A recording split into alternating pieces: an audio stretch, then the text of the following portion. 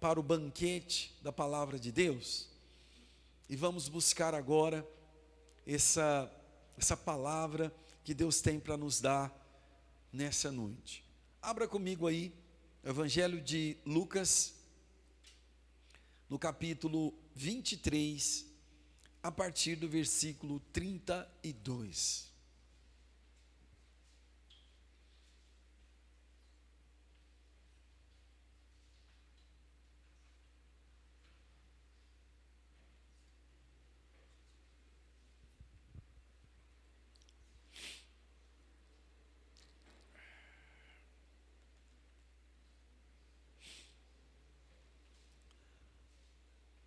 Eu quero que você tenha, antes da gente ler, essa palavra, irmãos. Hebreus, capítulo 4, fala que ela é uma palavra viva e eficaz. O que é uma palavra viva e eficaz? A primeira coisa, irmãos, é que Deus, quando você abre a sua Bíblia, olha para mim aqui, por favor. Quando você abre a sua Bíblia, Deus está com você em tempo real. Ela é viva porque ela abre a dimensão da terra com a dimensão do céu. E você está aqui recebendo do próprio Deus as revelações que Ele tem preparado desde a consumação dos séculos para você. Entende isso? Então a palavra de Deus, ela é viva porque ela está em tempo real.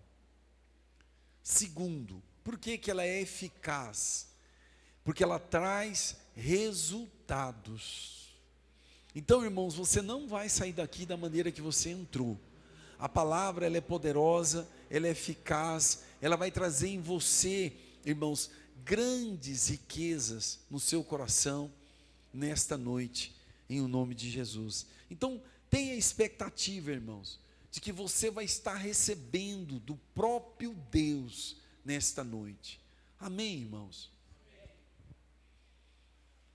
Então vamos ler agora, e você vai estar recebendo essa palavra. Lucas, Evangelho de Lucas, capítulo 23, o versículo 32 em diante. Nós temos aqui também, eu vou ler aqui, e vocês vão estar acompanhando conosco. Eu vou ler a versão que está aqui. E também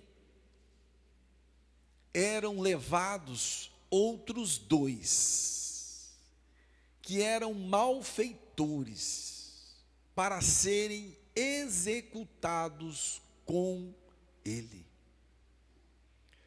Quando chegaram ao lugar chamado Calvário, ali o crucificaram, bem como aos malfeitores, um à direita, outro à esquerda. Contudo, Jesus dizia: Pai, perdoa-lhes, porque não sabem o que fazem.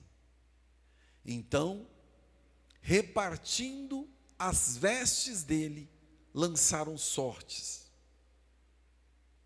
O povo estava ali e a tudo observava. Também as autoridades zombavam e diziam: salvou os outros, a si mesmo se salve, se é de fato o Cristo de Deus, o escolhido. Igualmente, os soldados os escarneciam e, aproximando-se, trouxeram-lhe vinagre, dizendo: se tu és o rei dos judeus, salva-te a ti mesmo. Também sobre ele estava esta epigrafe, em letras gregas, romanas e hebraicas: este é o rei dos judeus. Um dos malfeitores crucificados blasfemava contra ele, dizendo: não és tu o Cristo? Salva-te a ti mesmo e a nós também. Respondendo-lhe, porém, o outro repreendeu, dizendo: nem ao menos temes a Deus, estando sob igual sentença? Nós, na verdade, com justiça, porque recebemos o castigo que os nossos atos merecem, mas este nenhum mal fez. E acrescentou: Jesus, lembra-te de mim, quando vieres no teu reino. Jesus lhe respondeu: em verdade te digo, que hoje estarás comigo no paraíso. Feche os seus olhos. Espírito Santo de Deus, nós oramos, colocando, Pai, ó Deus, nossos corações diante da Tua mesa dessa palavra. Ó Deus, que essa palavra possa ser um alimento que cura-nos, que preenche-nos, tudo aquilo que falta em nós, que está vazio, que está escuro e que a gente não consegue ver, que o Senhor possa abrir agora um novo caminho em nós, dentro de nós, para que o Senhor possa entrar e habitar em nossos corações, em o nome do Senhor Jesus Cristo. Amém? Aqui nós temos um texto que ele tem muitas frações de grandes riquezas, e dentro dessas frações nós precisaríamos aqui de muitos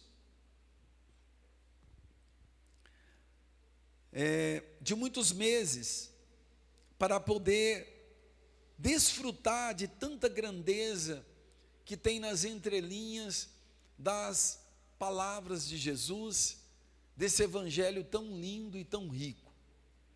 Eu quero colocar aqui algumas coisas tão importantes que o Senhor tem colocado para os nossos dias.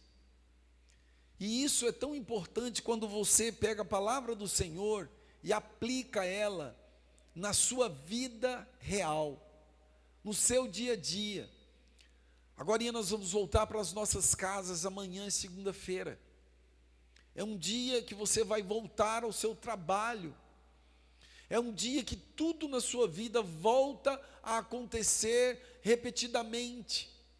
E eu quero dizer para você aqui, nessa noite, depois que você desfrutar dessa palavra, que essa palavra entrar no seu coração, você vai ter um dia diferente, uma segunda-feira totalmente diferente. Por quê? Porque o Senhor vai fazer parte desse dia seu, e essa rotina sua vai mudar. O mundo que parecia cinza, embaçado, agora vai ter uma nova cor, porque o Espírito Santo de Deus vai trazer para você novidades. Ele vai fazer novo o que era velho.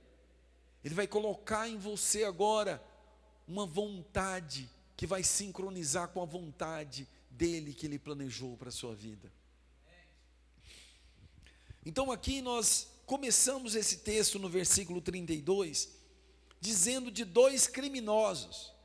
Esse é o primeiro ponto que você tem que se atentar. Jesus foi crucificado, sabe? Ele foi misturado com os criminosos. Esse ponto aqui, nós temos que entender que qual seria na raça humana a pior classe de seres humanos? Os criminosos. E Jesus foi contado entre eles, no mesmo, é farinha do mesmo saco. Para quem gosta do ditado popular. Jesus entrou lá no meio do chiqueiro, e ele se misturou com a pior raça de ser humano que existia. Então nós precisamos entender aqui que Jesus precisou fazer isso, mergulhando no interior da podridão do homem caído, para alcançar os piores, aqueles que estavam completamente rejeitados, que não tinha mais solução, que os olhos da sociedade, aqueles criminosos não tinham solução. Qual que era o fim daqueles criminosos? A cruz. Era a cruz. Não tinha solução para eles. Aonde Jesus mergulhou? No mais dos profundo do abismo do homem caído, para resgatar o mais pior, ou o pior de todos os seres humanos. A raça humana caída, destruída, que estava ali a ponto de ser eliminada da face da terra, porque eles estavam condenados à cadeira elétrica, ao corredor da morte, nos tempos atuais, que seriam a cruz. Agora você vai vendo comigo o seguinte: o que aconteceu ali? Nós temos um tema no nosso CT que é lindo, os 7 brados, os 7 últimos brados de Jesus na cruz do Calvário, as 7 últimas palavras de Jesus na cruz do Calvário. Então hoje nós vamos citar aqui 2 delas, e aqui está mostrando a primeira, quando Jesus disse no versículo 34, Pai, perdoa-lhes, pois não sabem o que estão fazendo. Irmãos, essa condição de Cristo fazer para pessoas que não estão entendendo, de pessoas que não estão respondendo, eles não são pessoas que estão entendendo aquilo. Jesus assumiu a responsabilidade daqueles que não sabiam o que estavam fazendo. Ele entrou e comprou a responsabilidade minha e sua. Eu vou até mudar um pouquinho. Deus, através do seu Filho, comprou a minha e a sua irresponsabilidade de não sabermos o que estamos fazendo nesse mundo. Ali tinha uma multidão, nós tínhamos os malfeitores, nós tínhamos os soldados, e todos que estavam ali num conjunto, estavam ali todos eles planejando uma grande destruição. Eu quero que você entenda que Jesus olhou para tudo aquilo. Jesus olhou para os criminosos que estavam sendo mortos, eliminados da raça humana, olhando para os soldados que queriam matar o Filho de Deus, e nessa condição de destruição, de um querendo matar o outro, um querendo eliminar tudo, Jesus olhou e assumiu a bronca, e ele falou: Pai, eles não sabem de nada o que está acontecendo aqui em cima dessa cruz. Então ele coloca no grego uma palavra chamada perdoa-lhes. Essa palavra no original, irmãos, ela tem um sentido infinito, porque esse perdoa-lhes não tem início e não tem fim, porque a palavra de Cristo, ela está ecoando até hoje. Por quê? Porque Jesus pronunciou, e a sua palavra está sendo, o seu som está ecoando por todo mundo, perdoando todos que pecaram e destituídos foram da glória de Deus. Jesus continua ecoando, essa voz de Jesus na cruz ainda está, nós podemos ouvi-la.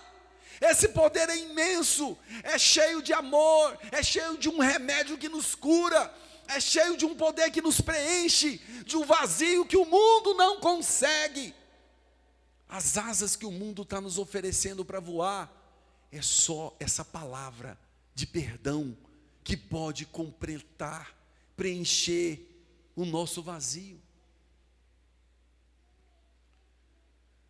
Então esse foi o primeiro brado, mas eu não quero me deter nele, tem tantas coisas que nós poderíamos falar aqui, sobre esse primeiro brado, mas eu quero caminhar mais um pouco, e nós vamos aqui diretamente aqui, sobre esse outro criminoso, que está no versículo 40, que diz: mas o outro criminoso repreendeu, dizendo: você não teme a Deus, nem estando sobre a mesma sentença? Nós estamos sendo punidos com justiça, porque estamos recebendo o que os nossos atos merecem. Mas este não cometeu nenhum mal. Aqui, irmãos, nós precisamos extrair, abrir um parênteses aqui, e vamos mergulhar um pouco sobre esse outro ladrão, esse outro criminoso aqui. Se nós pegarmos ali, nos escritos apócrifos, tem um escrito de Nicodemos, que relata que esse outro criminoso, esse outro ladrão, chamava Dimas.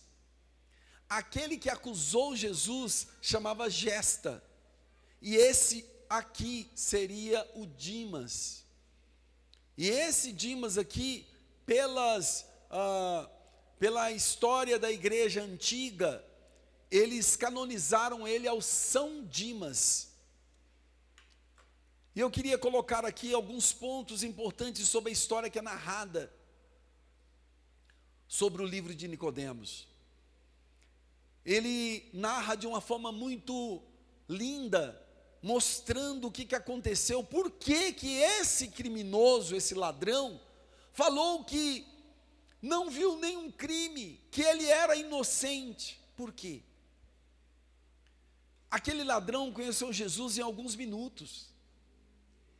Os dois ladrões foram colocados ao lado de Jesus, eles caíram ali de paraquedas, um do lado direito, outro do lado esquerdo de Jesus. Eles conheceram Jesus há poucos minutos, irmãos. E agora chega Dimas e fala que Jesus é inocente. E eu queria chamar a sua atenção aqui, por quê? Então eu queria te falar que a história conta que Dimas, quando ele começou no mundo do crime, ele era uma espécie de Robin Hood. Roubava dos mais ricos para dar para os pobres. Então Dimas era um homem que tinha um coração muito bom, porém, as intenções que era boa, ele não tinha ainda o conhecimento do Espírito Santo de Deus. Por mais que ele era bonzinho, ele roubava das pessoas que tinha, para tentar tampar de uma forma provisória o que ele mesmo fazia de errado. Ele dava para os pobres. Então a história conta que ele era um homem, um ladrão, um criminoso bonzinho. Mas Gestas não. Gestas já era um segundo ladrão, que narra que ele era um criminoso que cometia latrocínios, que é o roubo seguido de assassinato. Então aqui nós vamos ver que Gesta, ele não tinha piedade, ele não tinha um coração bom. E o que aconteceu com Gesta? Gesta, ele já tinha em si uma natureza perversa. Então quando os dois começaram a montar uma quadrilha, aí vocês lembram aqui também de Barrabás? Porque era 3, nós podemos esquecer de Barrabás, porque vocês lembram que a própria multidão excluiu Barrabás e escolheu Jesus. Então nós tínhamos aqui o trio parada dura: Gestas, Dimas e Barrabás. Então Barrabás foi inocentado, Jesus foi acusado, assumindo o lugar de Barrabás. Agora nós temos lá os 3 na quadrilha. Quando começaram, eles estavam no mundo do crime, e porém eles atacavam principalmente no deserto. E lá na história diz que quando José e Maria recebem a ordem do anjo, que eram para eles atravessar o deserto e voltar para o Egito, naquele momento ali, irmãos, daquela travessia daquele deserto, a história narra que essa quadrilha, esse trio, estava nas cavernas esperando as suas vítimas. Então José e Maria, esse casal que estava carregando a criança que era Jesus Cristo, narra a história que ele tinha em torno de 3 anos, alguma coisa parecida com isso, 3, 4 anos. E os grandes historiadores falam que quando José e Maria precisaram se acomodar em uma caverna para dormir, para que no outro dia eles pudessem pegar a estrada, no fundo da caverna estava essa quadrilha instalada lá. Então, eles narram que José e Maria, eles pegaram no sono. E o menino Jesus, que estava ali, e naquele momento, Gestas, que era aquele que era o criminoso, maldoso, que não tinha piedade de ninguém, ele queria assaltar aquele casal, ele queria roubar os seus pertences, mas Dimas intercede e ele fala que não, porque ele viu ali que tinha uma criança, e ele intercede, e ali entra um desacordo entre os criminosos. Então aquela briga, eles não conseguem entrar num acordo, então eles não atacam aquele casal, mas diz que o menino Jesus, vendo tudo aquilo, sabendo de tudo aquilo, ele conseguiu ver Dimas. E diz que Dimas chega naquela criança e olha para Jesus. E diz que o olhar de Jesus para Dimas começou a trabalhar o coração de Dimas, para que Dimas fosse alcançado e salvo pelo Senhor Jesus Cristo. Meu pai, que já dorme no Senhor, ele contava uma história que ele leu um livro. Eu já procurei algumas coisas sobre isso, ainda não encontrei, mas ele falou para mim de alguns historiadores que falava que Jesus, quando criança, aonde Jesus passava, as aldeias que era devoto a deuses, imagens, santos, imagens de esculturas que eles adoravam naquelas tribos, diz que aonde Jesus, como menino, passava, todas aquelas aldeias eram abaladas, porque os seus deuses caíam, aqueles santos, aquelas imagens que recebiam aqueles rituais, elas eram destronadas, porque o Filho de Deus, mesmo como criança, que Jesus passava em meio àquelas tribos eram abaladas, porque os seus deuses eram destronados. Então Jesus teve esse primeiro contato com Dimas nessa caverna.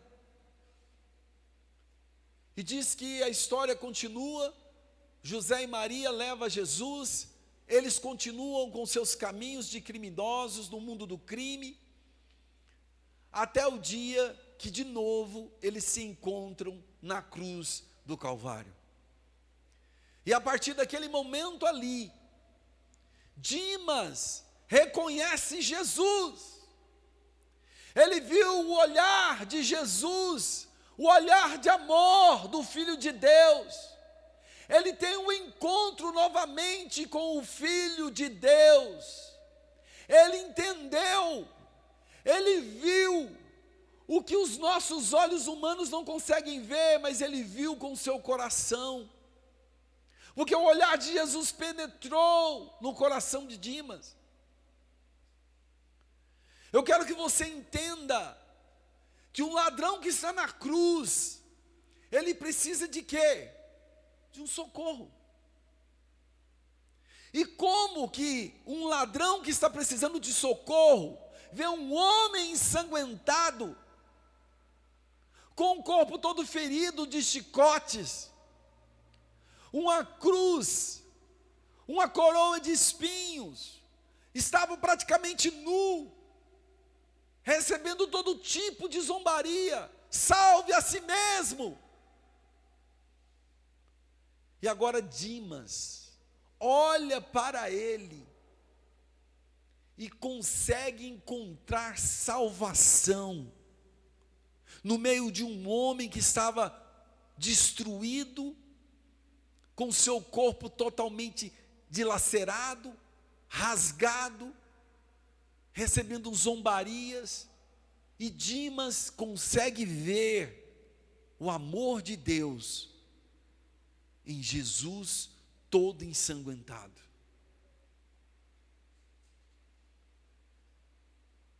Dimas conseguiu ver o que eu e você precisamos ver. Às vezes nós estamos correndo atrás dos grandes palácios, nós estamos atrás dos grandes palestrantes, de homens bonitos, de homens que sabem falar bonito, estamos atrás das belezas que esse mundo nos encanta.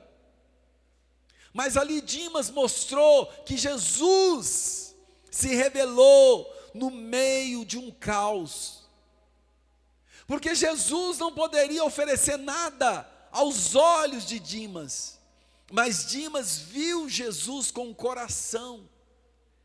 Ele não estava atrás de uma grande multidão de cenários espetaculares, shows pirotécnicos, de homens que estavam ali para esbanjar as suas belezas externas, perfumes e cabelos, estéticas. Jesus estava ali para demonstrar o amor. Jesus estava ali para demonstrar e derramar o perdão. Jesus é o Salvador independente da área estética. Jesus estava ali porque ele alcançou um coração de um homem que estava do seu lado. E Dimas conseguiu a salvação, independente do que os seus olhos diziam para ele, porque penetrou no seu coração o amor de Jesus, homem. Então nós precisamos estar aqui nesta noite, quase que foi nesta manhã. Então nós estamos aqui nesta noite, buscando diante do Senhor, para que Deus possa se revelar a nós, para que nós possamos receber o Deus, o Filho de Deus, como Ele é. Às vezes os nossos olhos, nossos ouvidos estão sendo encantados pelo mundo. Passarinhos, belas flores querem me encantar. O mundo está cheio disso aí fora. Está me iludindo, está me tragando, está me arrancando da presença do Filho de Deus. E aqui nós precisamos entender ainda, ali naquela cruz, naquele Calvário, era um cemitério. Ali diz que tinha as ossadas, por isso que era o Monte da Caveira. Calvário, o Gólgota, era ali um apelido para um cemitério. Então Jesus estava em cima da morte, e ele venceu. Quando o salmista diz: onde está a tua vitória, ó morte? Então aqui Jesus está em cima do Calvário. Se você pesquisar o número de pessoas que habitava entre os muros de Jerusalém, era cerca de 50 a 100 mil pessoas nos muros de Jerusalém, porque os que estavam fora dos muros de Jerusalém, talvez ficaria mais difícil de contar. Então era um número pequeno. 100 mil pessoas é muitas pessoas, mas é uma cidade pequena. E por ser uma cidadezinha pequena, eu quero que você entenda o seguinte: o que aconteceu na noite, naquela noite ali? Porque Jesus, ele está ali naquela manhã, lembra disso? Mas na noite, o que aconteceu na noite que antecedeu a cruz de Cristo? Você lembra ali que Judas tinha suicidado. Então foi a primeira morte que aconteceu naquela pequena cidade, e que já abalou todo mundo. Então eu quero que você entenda isso. Então naquela cidade, pela primeira vez, aconteceu um suicídio.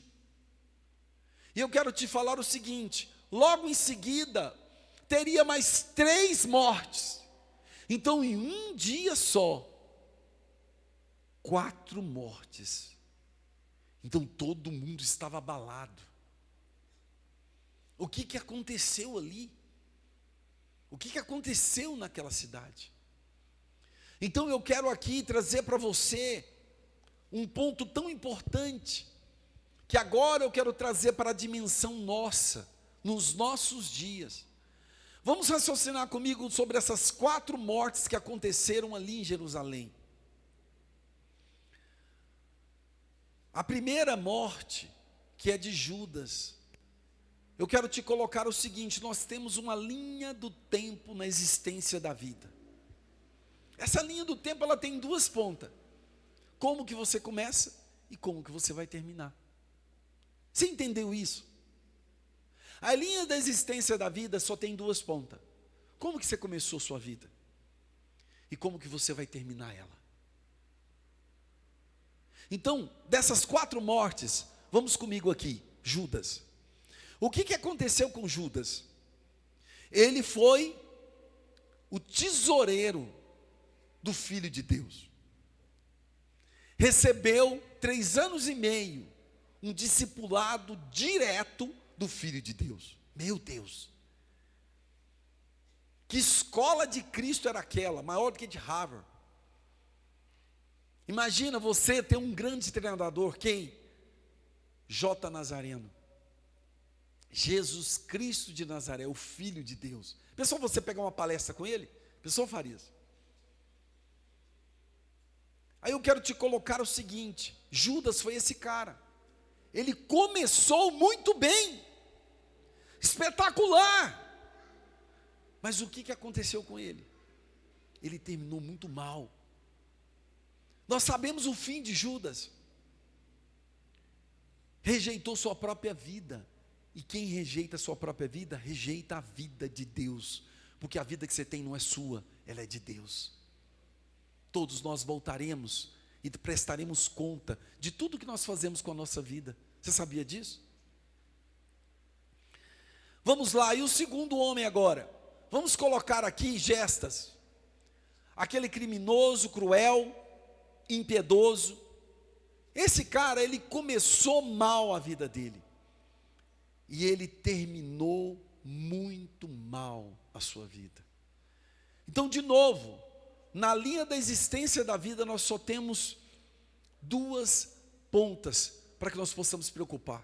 Como que nós começamos e como que nós vamos terminar. Judas começou muito bem, terminou muito mal. Gestas começou muito mal no mundo do crime e terminou morto. Sem o perdão e sem a salvação de Jesus Cristo. E agora nós temos aqui Dimas. Como que foi a história de Dimas? Ele começou muito mal. Começou no mundo do crime. E ali, tudo agora para ele estava indo cada vez pior, a ponto dele pegar o corredor da morte. E quando ele está no corredor da morte, nos seus suas últimas horas de vida, o que aconteceu com a vida de Dimas? Ele teve uma virada espetacular, porque ele reconhece Jesus, ele ouviu o brado de Jesus, perdoa-lhes, então ele recebe o perdão de Cristo, ele crê que Jesus era o Salvador, porque ele falou: quando entrares no teu reino, lembra-te de mim.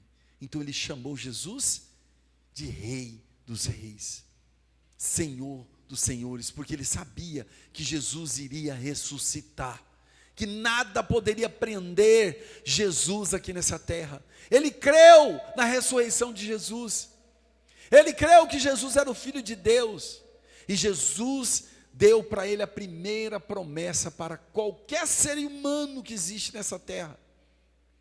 Eu queria que você visualizasse comigo como que aconteceu com Jesus, irmãos.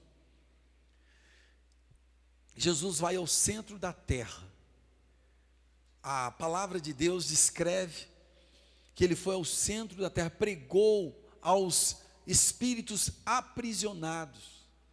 E aí, quando você vai no Salmo 24, fala que os portais eternos estavam sendo todos movidos. Por quê? Porque eles viram alguém, aí eles falam: quem é este?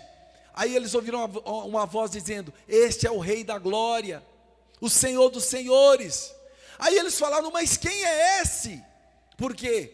Porque eles não estavam reconhecendo Jesus, porque Jesus estava todo graduado. Jesus tinha vencido a morte, Jesus venceu o inferno, Jesus venceu os nossos pecados. E agora o que aconteceu? Jesus foi assunto aos céus. E quem foi que entrou com Jesus no paraíso? Dimas, um ladrão. Jesus não falou? Hoje mesmo estarás comigo no paraíso. Ele inaugurou com Dimas.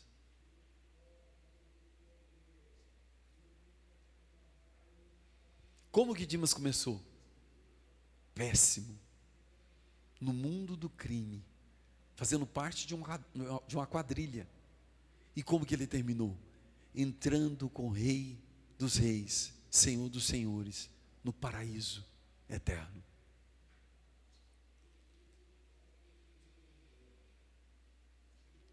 E nesta noite Jesus te trouxe aqui, porque Ele quer colocar em você um novo fim para a sua vida. Ele quer escrever o fim da sua história. Ele quer que você permita Ele continuar o que Ele começou, porque foi Ele que te trouxe a vida. Ele que te colocou nesse mundo. Ele tem planos, você foi roubado, mas Ele quer te colocar de novo aos planos dEle. E Ele quer colocar em você toda a autoridade e o domínio sobre essa terra, para que Ele possa escrever o final da sua história, para que você possa entrar com Ele no paraíso, para que você seja com Ele aquele que vai reinar com Cristo. Meu Deus, vamos colocar de pé.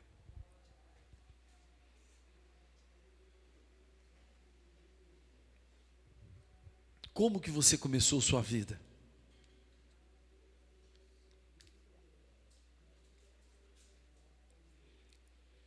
Como que você começou sua vida? Tá bom, muito mal. O que você tem feito da sua vida? Feche os seus olhos.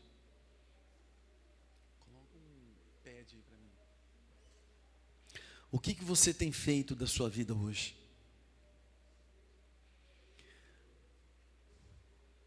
Do jeito que você tem conduzido a sua vida, como que ela vai terminar?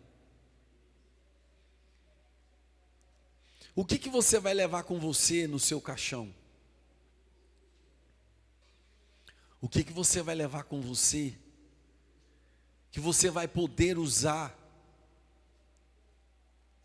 que você vai levar no seu caixão, que você vai poder usar para algum fim, quando você prestar conta da vida que você tem?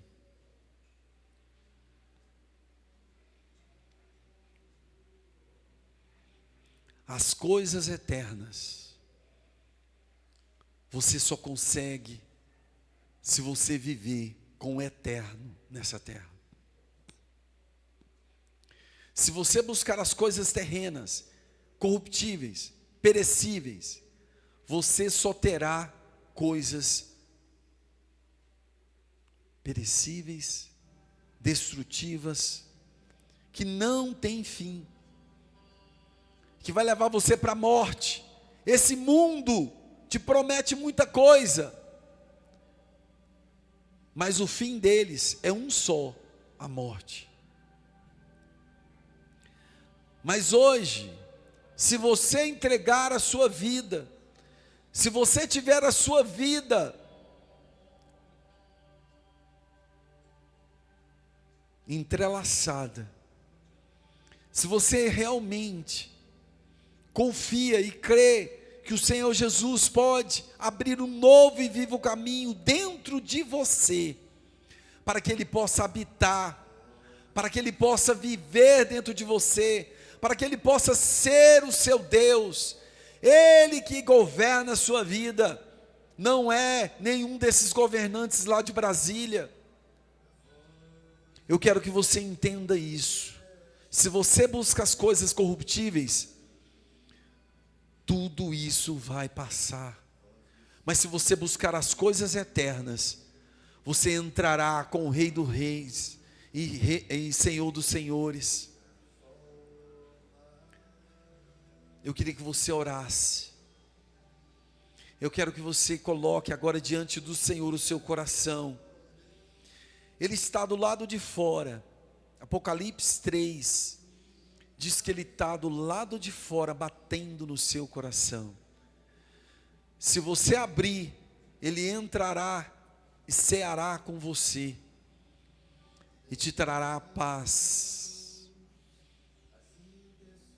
O Senhor está do lado de fora, batendo na porta do seu coração. Espírito Santo de Deus, nós oramos nessa noite, colocamos diante do Senhor a nossa vida, a nossa linha do tempo da existência. Pai, nós colocamos diante do Senhor tudo aquilo que nós começamos, só sabemos errar, ó Pai. Pai, nós abandonamos o Senhor, não olhamos mais para Cristo, não reconhecemos o Senhor como Senhor nas nossas vidas, como Filho de Deus, como a resposta para os nossos problemas. Estamos buscando as asas que o mundo está nos oferecendo. Pai, nós estamos aqui, Senhor, porque nós queremos entregar a nossa história, para que o Senhor possa concluir a obra que o Senhor começou em nós. Nós queremos que o Senhor possa nos dar um final feliz. O final feliz é com o Senhor na eternidade. O final feliz é quando o Senhor toma a caneta da existência na nossa vida e continua escrevendo a nossa história nessa terra. A história do meu casamento, que poderia ter um fim, o Senhor vai concluir, o Senhor vai colocar agora a vida, a criação dos meus filhos. É o Senhor que vai continuar e concluir a história do final da vida dos meus filhos. Tudo que eu comecei, eu quero colocar agora diante do Senhor, para que o Senhor possa finalizar o que Ele começou em mim. Ele é fiel para concluir. Espírito Santo de Deus, nós oramos nesta noite, colocando nossas vidas, para que o Senhor possa concluir a história que o Senhor começou. Nós somos o Senhor que começou essa obra em nós. Por isso nós oramos, porque não sabemos o que fazemos. Estamos longe dos seus caminhos, porque não conhecemos o Senhor. Nos perdoa, porque não sabemos o que fazemos. Só fazemos coisas erradas. Oramos, Pai, colocando de novo o nosso coração aberto, para que o Senhor possa entrar e fazer morada na nossa vida. Oh Deus, oh Jesus, nós nascemos para o Senhor. O mundo tentou nos roubar, mas nós estamos aqui, Senhor, para que as tuas misericórdias infinitas possam nos alcançar, possam inundar nossas vidas. Reina Jesus em nós. Jesus, nós oramos, nós colocamos a vida dos nossos filhos, nós colocamos, Pai, o destino das nossas empresas, dos nossos empregos, da nossa vida profissional, do nosso casamento, da nossa saúde e de tudo aquilo que nós queremos ser no Senhor e não conseguimos. O Espírito Santo de Deus, nós oramos e colocamos diante do Senhor nesta noite nossas vidas, para que o Senhor possa, Pai, e continuar a tua obra, em o nome do Senhor Jesus Cristo. Aleluias, irmãos. Que o Senhor possa continuar falando ao seu coração. Nós estaremos aqui, irmãos, como famílias de Deus. Nós estamos aqui porque queremos ser uma igreja que ora, uma igreja que está aqui para interceder pela sua família. Se você não consegue caminhar sozinho, vem caminhar conosco. Nós estamos aqui para receber você de braços abertos. Nós queremos encerrar orando pela nossa semana, para que nós possamos ter